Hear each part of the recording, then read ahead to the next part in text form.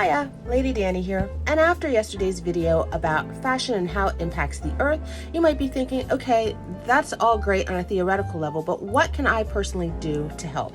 Here's how. Number one is audit your wardrobe.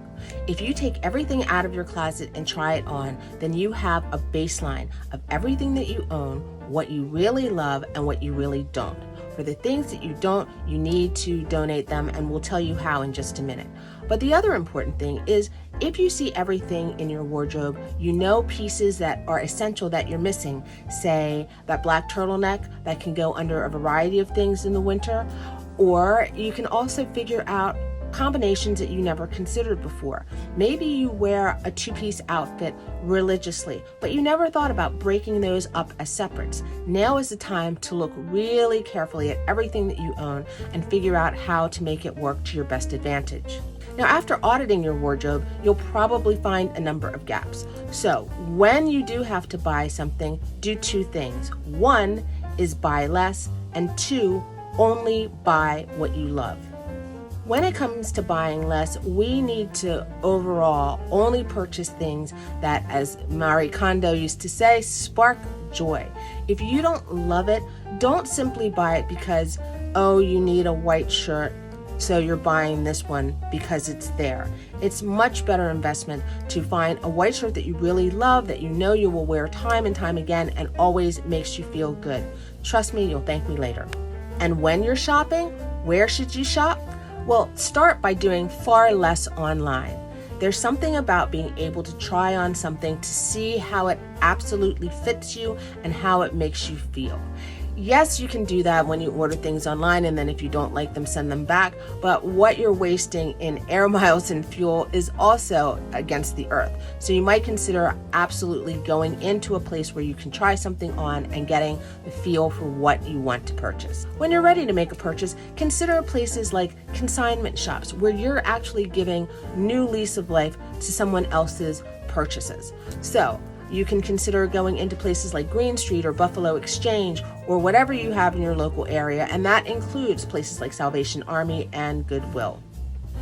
You can also shop eBay, but when it comes to shopping with eBay, make sure that you're aware of your measurements. And I don't mean idealized measurements, I mean your exact measurements, and then you're usually going to add inches to make sure that that fits you properly and gives you enough leeway. There's nothing worse than measuring yourself, ordering a jacket that is exactly the measurement of your chest, only to find out you can't get the buttons done. So make sure you get your measurements correct and then add inches to accommodate closing. Also, get familiar with the idea of swapping.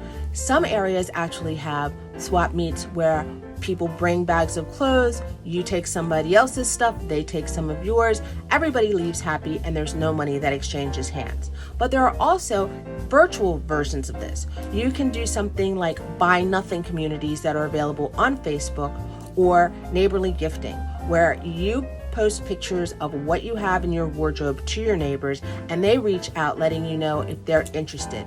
If so, they come and pick it up. Again, no money changes hands, and your clothing gets a new lease of life.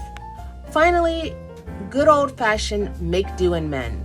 Yeah, I know, in this century, a lot of people aren't au fait with skills like hemming or replacing buttons. But if you know how to do that, you can extend the life of your wardrobe.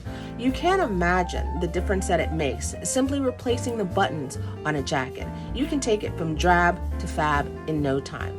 Also, if you're able to repair small tears in fabric, you can extend that shirt or pair of jeans, and it will look cool with the correction that you've made.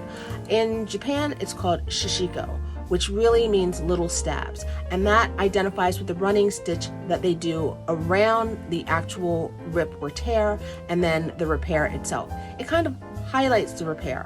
In the same way that your scars show that you've been through something, this actually shows that the clothing that you wear has been well loved, and you are honoring it by extending the life by taking care of it and putting those extra stitches in.